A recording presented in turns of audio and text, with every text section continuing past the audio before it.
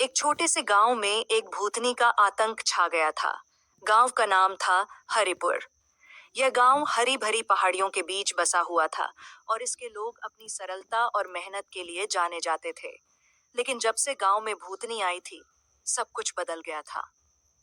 भूतनी, जो कि एक खूबसूरत स्त्री के रूप में प्रकट होती थी, गांव के लोगों को रात में डराने लगी थी।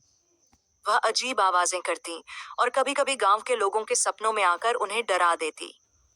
लोग रात में घर से बाहर निकलने में डरने लगे। बच्चों की हंसी खुशी ठहरी सी हो गई थी।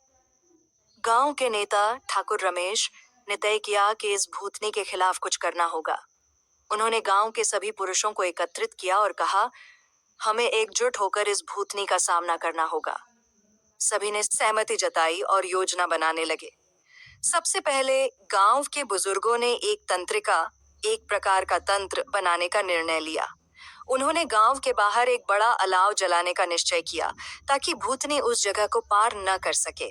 साथ ही गांव के हर घर के दरवाजे पर तुलसी के पत्ते रखने की सलाह दी गई। रात आई और लोग अपने अपने घरों में छिप गए।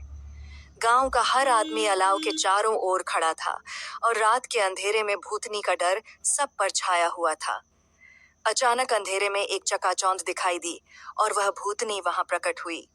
उसकी आंखें चमकीली और चेहरे पर एक अजीब सा हंस था। तुम मुझे भगा नहीं सकते, उसने गर्जना की। गांव वालों का दिल तेजी से धड़कने लगा, लेकिन ठाकुर रमेश ने हिम्मत नहीं हारी। उन्होंने अलाव की ओर इशारा किया और कहा, हमारा विश्वास मजबूत है और तुम हमारे गांव की शांति को भंग नहीं कर सकती। भूतनी ने गांव वालों की हिम्मत देखकर चकित हो गई। उसने उन्हें डराने की और कोशिश की, लेकिन गांव के लोग एकजुट थे। उन्होंने फिर से जोर से एक साथ कहा, हम भूतनी को नहीं डरते। यह सुनकर भूतनी को गुस्से आ गया। आखिरकार गांव वालों ने अपनी एकता और विश्वास की शक्ति से भूतनी को भागने पर मजबूर कर दिया।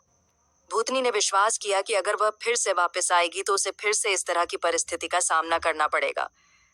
गांव में खुशी लौट आई। गांव वालों ने मिलकर भूतनी के भूतनी होने की कहानी को आस्था में बदल दिया और यह बताया कि एकता में शक्ति होती है। उन्होंने एक मंडल बनाया जो भूतनी के लिए रक्षा करेगा और बलिदान का प्रतीक बनेगा।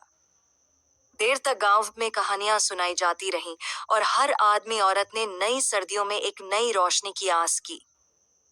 इस घटना ने हरिपुर गांव को एक नई पहचान दी और लोगों ने सीखा कि एकता और विश्वास से किसी भी बुराई का सामना किया जा सकता है।